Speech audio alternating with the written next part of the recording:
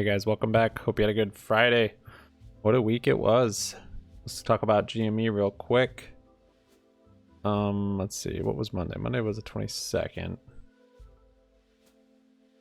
So yeah, this week actually not bad. It went down a little bit on the week. We opened up like 190-ish and we're closing off about 180. Just add in a double dose of volatility and you got GME.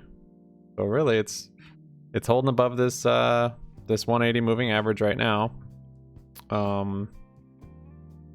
It's still kind of downward trajectory if you go this way. You kind of look at the sloping here. However, with how much bullish momentum there was yesterday and then even still today, I think it's bouncing off this 180. So I don't think it'll continue this downtrend into next week just based on the charts, but anything could happen with this one, so never know. I got a little exposure next week. I got excited today. Got too excited when it was running up crazy, and nothing crazy. Got a couple debit spreads for next week. I'm gonna wait before I scale in to need more confirmation. I have no idea when this thing's gonna go off. So there's all stuff that expired today. That's why you don't play with options. There's $600 there. $500 there, and this one 96. Yeah, $96 there, I guess. For next week, I opened up a couple debit spreads much closer to the money, 265, 272.5. So these cost a little bit more. It's not as, the risk reward isn't as good, but it's still good. So cost 224, max gain on it's 1200. If we just have a slow kind of grind up, I think we could be above that by end of next week. But yeah, I don't know. Everything else here expired worthless though, so that kind of sucks. But yeah, it looks good. There's this big red candle doesn't matter a whole lot, honestly. We were holding the support, and I even tweet out a picture because we were holding this resistance from yesterday. We were holding it as a support today, and then it kind of dropped below that, which was odd, very odd. But we're still looking good. I mean, the 9 has crossed over the 180 here, which is good. The MACD has crossed over, which is good. The RSI is not super overbought. On the daily, yeah, it's a little bit more messy, but it does look like it's kind of hit a bottom here and reversed. Our long-term portfolio for the week, it's crazy because we're down a lot today again, down almost about 550, $600. Then everything just ripped at the end. The last like hour or so of trading, stuff was just ripping. So we ended up closing today pretty much flat. And then on the week we're down $500. Part of that's probably GameStop. I only have 10 shares in the long term here, and that just swings the account so crazy. It's wild. AbbVie went up a lot today, I think, just kind of when it was ripping. Also up 2% that on this week, which is nice. We have a pretty big position in AbbVie. GME IRM is up on the week. I think Verizon's kind of still kind of rotating into value, I'd say. Verizon I kind of put in a value play. Yeah, Realty comes up. Yeah, still kind of the value plays are up. Tesla is down, Corsair is down. Man, Tesla's taking a dump today. Look at that, down 10% this week. Woo. Woo. Corsair also, this thing has just been not down too much on the week, I guess, but has some crazy swings. Where's KO on the week? Need to get a bigger position in this. This is up. So yeah, all the value stocks are up on the week. That's why you got them. That's why you have it split in your portfolio. Home Depot's been ripping. I'd like to have bigger positions in all these value plays at all-time highs though, so I'm not going to add to that right now. Maybe some other value stuff. Beery finally came up a little bit. I need to sell out of this. I just don't want to take a loss on it, so I'm just bag holding. I got it at IPO. Wham, wham. I got it right here. Somewhere in this day. UWMC, also want to get rid of this one, but it will never come back up. We've been selling calls on it, but it just keeps dropping, so it's just not much premium. Down 6% on that one. So yeah, long term not great this week, but honestly not bad for how bad the market kind of sold off. I guess 1.86, that's maybe about what the market did. On our Webull, so let's talk about Rocket for a minute. Rocket just ripped. We had that put credit spread on E-Trade. I actually closed it out for a loss. Max loss on it was like 600, and I closed it out for like a loss of like 120 or something. And of course, I wouldn't have done it if I'd known this was gonna happen. But yeah, it was like a 2280, I think. So I had to close above 2280, and then we would have made like 160 on it instead of lost 120. So that's too bad. Not a huge deal though. I thought it was good to cut my losses because the max loss on was 600. So, and I didn't see it coming up. I know Rocket sometimes can make these volatile moves. That's part of the reason actually I feel like Rocket is maybe pretty heavily shorted, just because when a stock is very mellow and then has these crazy spikes, I don't know what exactly goes on, if it's some shorts starting to cover or gamma squeeze coming into Friday or what exactly, but Rocket seems to be one of those ones that does that. So I'm not sure why, but it's also been known for a lot of false breakouts. Not a lot, but just lately, I guess. But yeah, so anyways, we scaled in on some of these Rocket calls that cover earnings. Got a lot of time on them, so a big rip like today doesn't really affect options that are this far out as far as time. Because let's see, this covers earnings, which is May 6th. This is the next option out. So yeah, June. So these didn't change too much. We were down like 35%, and I averaged down on a couple of them towards the end of the day when I saw it running. I thought this might be the bottom down here. So when it was in this, making this bull flag, I averaged down. They were still down like 30-something%, but I bought, I think, one more of both of them. So now they're only down 17 and 26%. So that's nice. Got pretty good exposure on here if Rocket runs up and if they have good earnings. So I'll probably try and make this free before earnings, but we'll just see. If it has another kind of short squeeze deal, which I'm hoping for, which it had back here, then I'd like to capitalize on that and not just hold through it anymore. This was just so surprising. It just tanked the next day. I think that, I don't know what that was. Gamma squeeze, short squeeze. It doesn't seem like a full short squeeze, but maybe it was. I don't know. Seems all manipulated, but that's just me. In our TD account, we're getting kind of tanked. I'm trying to anticipate the reversal, and it's not working out for me. I need to be patient and play the momentum. As you can see here, Roblox actually ended up coming up today. It was down for a lot of the day, but yeah, it started ripping later on for some reason. So that's nice. We're only down 2% on that one. Affirm also ended up closing out pretty much even. We were down a lot on that one, but this one is kind of sketching me out.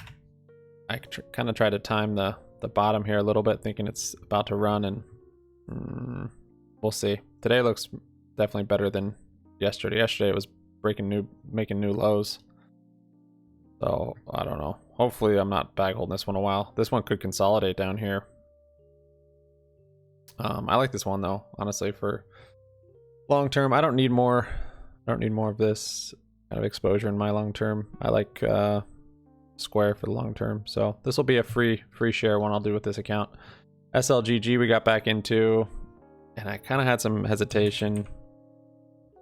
I got it on a big up day. It was like up 7% when I got in on it, and I do that just because otherwise I'll forget. And so I expected to kind of come down a little bit the next day. I was not expecting it to come down. Well, yeah, it still looks good to me, honestly. The 9's still over the 180. I mean, we have a red candle under the 9 here, but this is a higher low. It looks like that is actually a low. So yeah, we'll see what this looks like on Monday. Sometimes if I'm scattered on too many stocks, then just like on what I'm focused on, then I can't time these. But if I just narrow it down to a few, then I can actually see this coming up 7-8% on a Thursday, and then just make sure to watch the next day like today, and then I could have timed it better down here, but that's okay.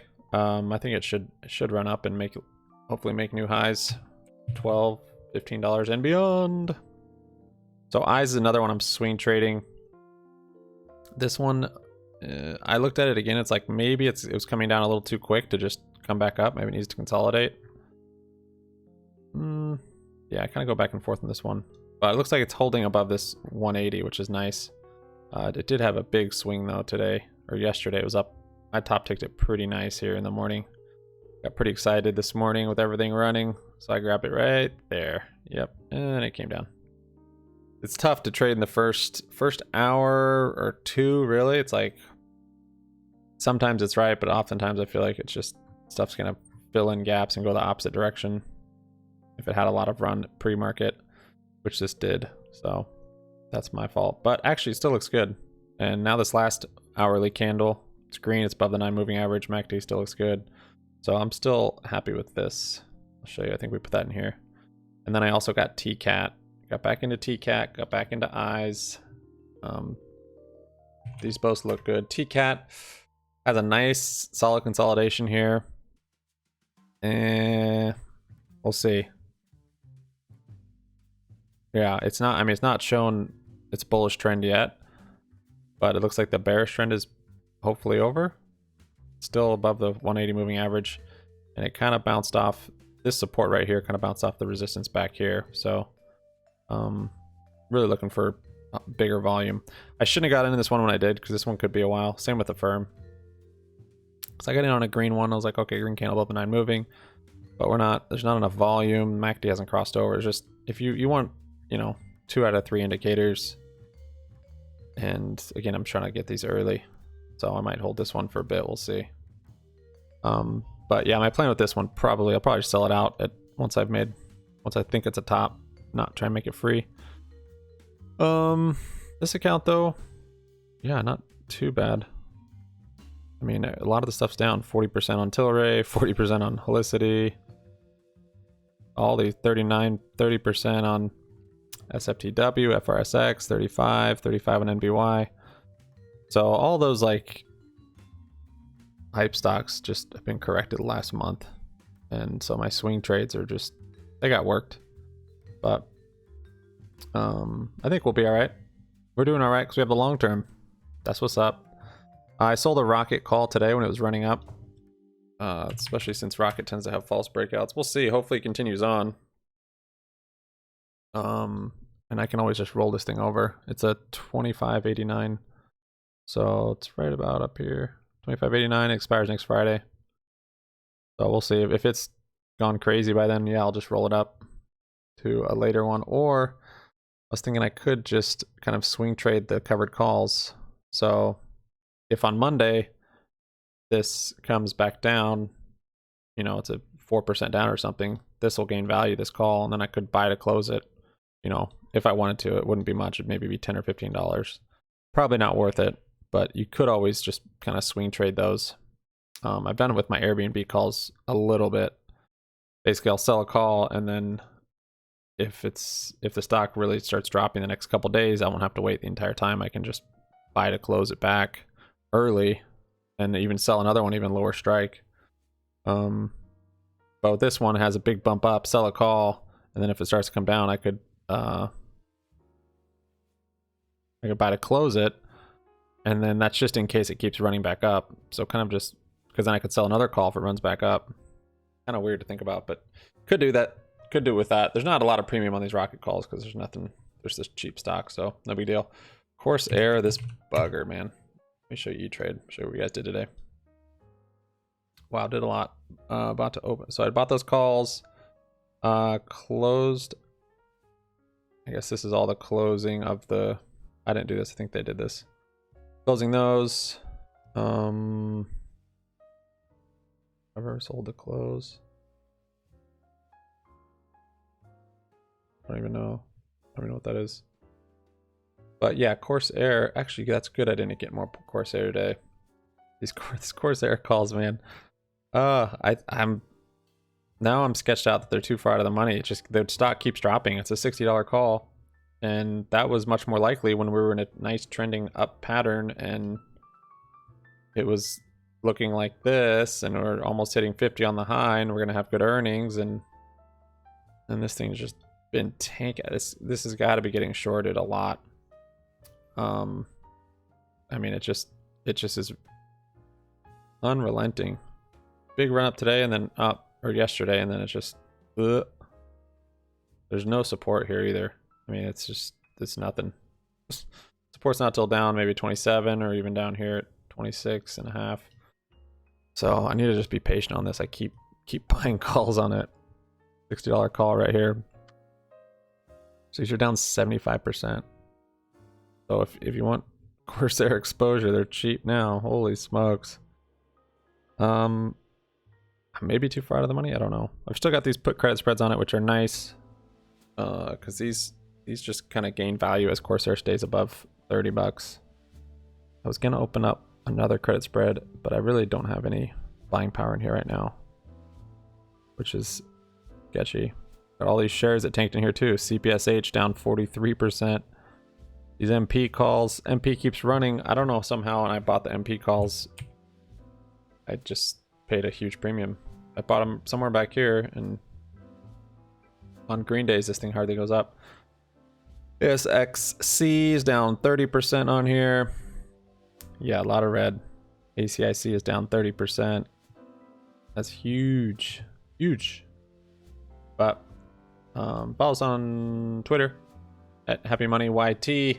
Pretty good week, though. Not complaining. A lot of volatility. A lot of volatility in the whole market, actually. And I wonder if GME is part of that, contributing to part of that. Sub up, like up, comment down. Happy Money 6th round. See you guys on Monday. Peace out.